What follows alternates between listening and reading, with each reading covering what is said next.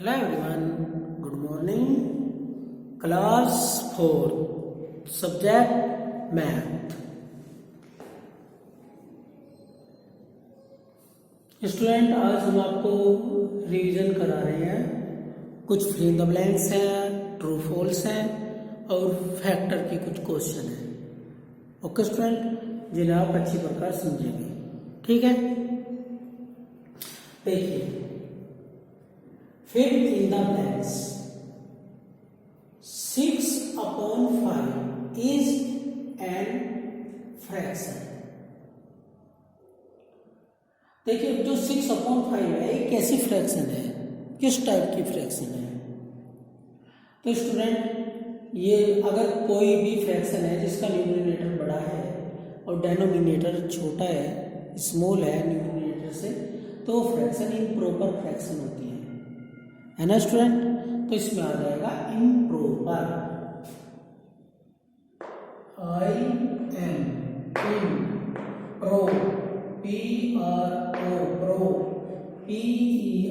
पर छोटा रह गया, इम्प्रॉपर। ओके स्टूडेंट, तो 6/5 जो फ्रैक्शन है वो इम्प्रॉपर फ्रैक्शन है। ओके स्टूडेंट, अगर इसका न्यूमरेटर छोटा होता, डेनोमिनेटर बड़ा होता तो एक प्रॉपर फ्रैक्शन होती है ना। बी वाला, इफ द न्यूमरेटर इज 8, जो यदि न्यूमरेटर 8 है एंड डेनोमिनेटर इज 10 और डेनोमिनेटर 10 है, द फ्रैक्शन इज, तो फ्रैक्शन क्या बनेगी। तो स्टूडेंट, हमेशा न्यूमरेटर ऊपर आता है, डेनोमिनेटर नीचे आता है ना।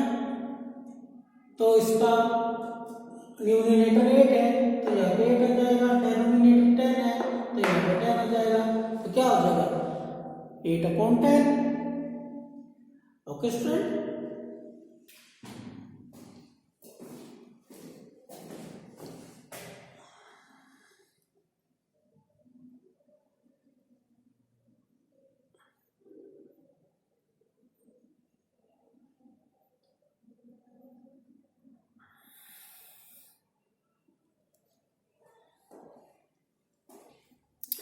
अब सी वाला है जी, in 9 whole 8/10 in the integral part.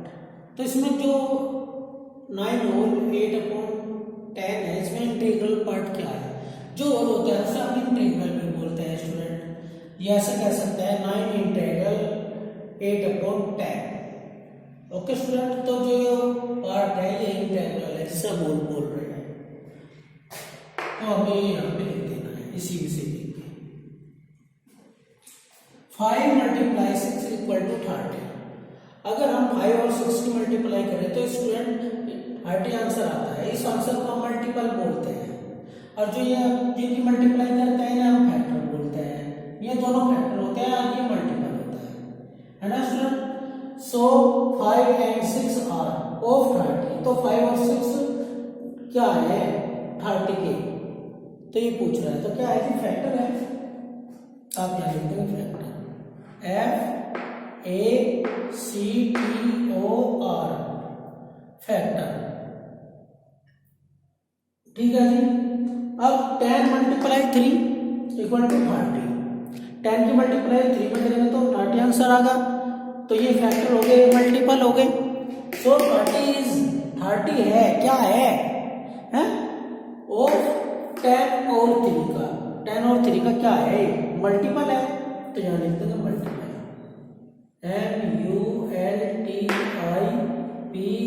MULTIPLE, multiple. Okay student, अब question number 2,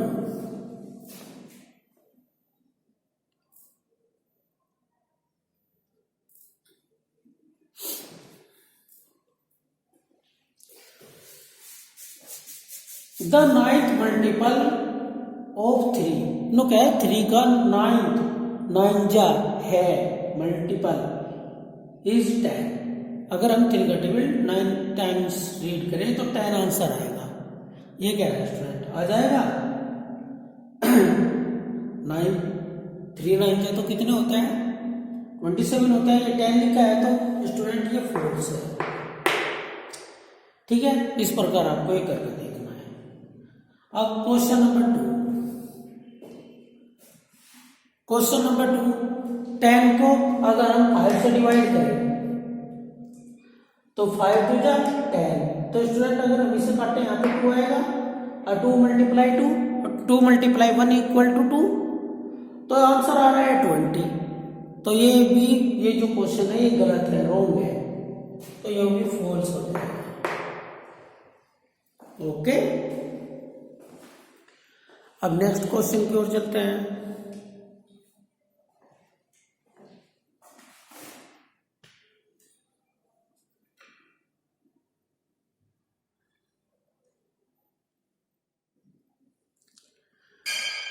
The difference of two prime number must be even। अगर हम दो प्राइम नंबर को माइनस करें तो उनका जो आंसर है वो हमेशा इवन होना चाहिए, है ना स्टूडेंट। तो ये बात सही नहीं है। देखिए इसने कहा दो प्राइम नंबर, अगर हम दो प्राइम नंबर लेके देखें 7 और उनमें से 5 माइनस करेंगे तो क्या आएगा 2 आ जाएगा। अगर स्टूडेंट हम 11 में से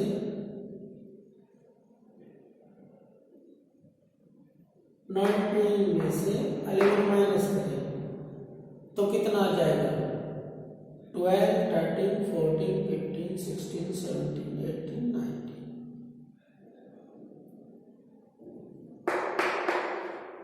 तो स्टूडेंट कितना आ जाएगा 8। और देख लीजिए अगर हम 23 में से 17 माइनस करें कितना आएगा 13 हो गए।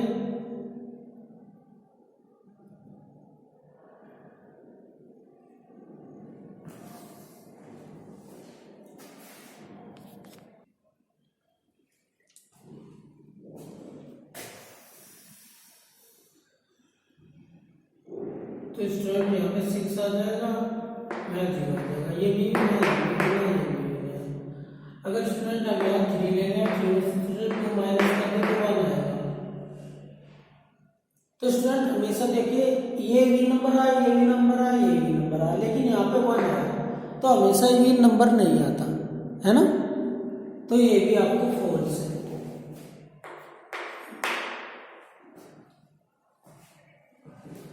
अब है every even number is a composite number, प्रत्येक इवन नंबर कंपोजिट नंबर होता है ना।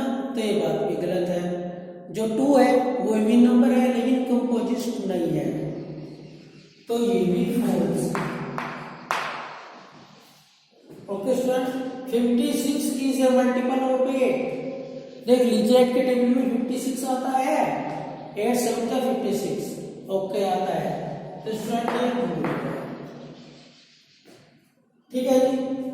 अब है write the whole factor of the following.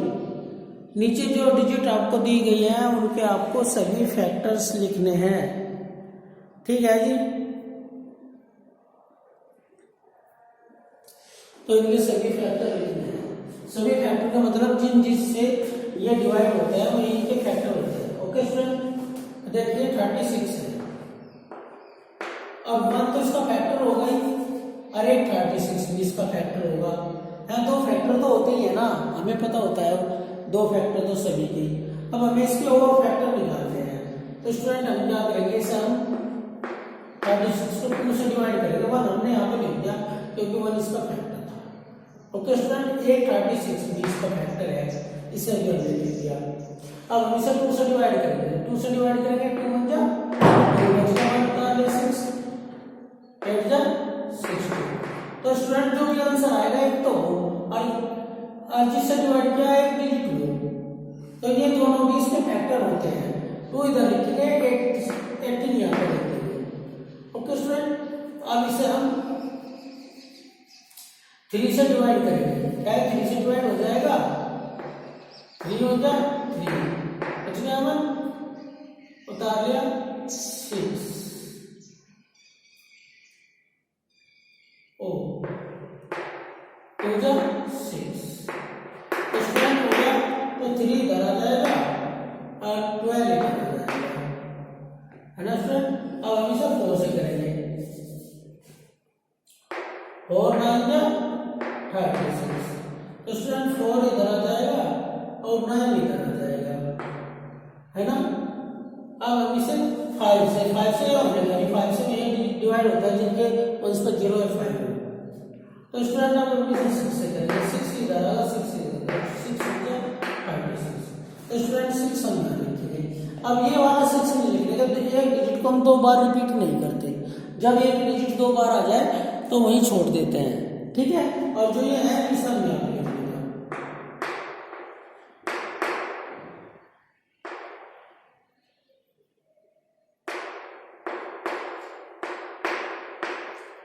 तो स्टूडेंट ये इसके और फैक्टर हैं जिनसे पूरा कंप्लीटली डिवाइड हो जाएगा नॉन रिमाइंडर लीव, ठीक है जी। इसी प्रकार आपको 20 के निकालने हैं, ठीक है स्टूडेंट। देखो 1 इसका फैक्टर होगा ही,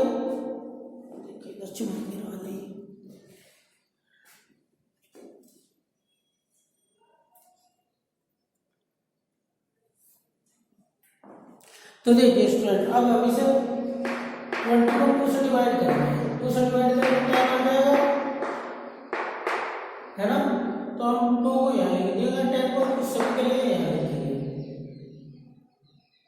अब 2 यहाँ पे आएगा। अब 23 से डिवाइड नहीं होने का, छोड़ देंगे, आप करके देख सकते हैं, 4 से हो जाएगा, 4 5 क्या 20। तो स्टूडेंट 4 को आप यहाँ पे लिखेंगे और 5 को यहाँ लिखेंगे। तो आप देख रहे हैं 4 के बाद अब 5 यहाँ आ गया अपना, तो हम 5 से डिवाइड नहीं करने के, क्योंकि 2 बार में होने का आने का। तो यही स्टूडेंट हो, इसके सारे हो जाएंगे 1 2 4 5 और 10, ठीक है। ये इसके ऑल फैक्टर हो गए जिनसे 20 डिवाइड हो सकता है। अब नेक्स्ट क्वेश्चन है ड्रा ए फैक्टर ट्री। तो स्टूडेंट 2 क्वेश्चन है, इनके आपको फैक्टर ट्री बनाने हैं, ठीक है। जैसा 18 है,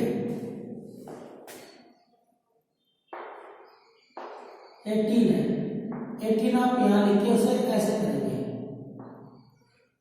ठीक है। ऐसे एक चिन्ह बनाएंगे। अब जो 18 है कैसे डिवाइड हो जाए, 2 से डिवाइड हो जाएगा, तो हम यहाँ पे 2 लिखेंगे। 2 से डिवाइड करके जो आंसर आएगा उसे हम यहाँ लिखेंगे, है ना। देखिए 2 से डिवाइड हो गया है, तो 2 को यहाँ लिखते हैं, 9 को यहाँ लिखते हैं। अब इसे छोड़ देते हैं, जो ये संख्या आती है आंसर उसे डिवाइड करते हैं। देखो अब ये 9 है, 9 2 से डिवाइड नहीं होने का, 3 से होगा, तो हम इसे 3 से डिवाइड करेंगे स्टूडेंट। 3 3 का 9, तो स्टूडेंट ये 3 बार डिवाइड हो गया। अब ये दोनों प्राइम नंबर है, तो अब ये कहीं से डिवाइड नहीं होंगे, अपने आप से ही होते हैं। तो अपने आप से डिवाइड जहां भी होंगे वहीं आपको पता चल जाएगा कि भाई ये खत्म हो गया क्वेश्चन, जब दोनों प्राइम नंबर आ जाते हैं। ओके स्टूडेंट, अब नेक्स्ट क्वेश्चन देख लेते हैं।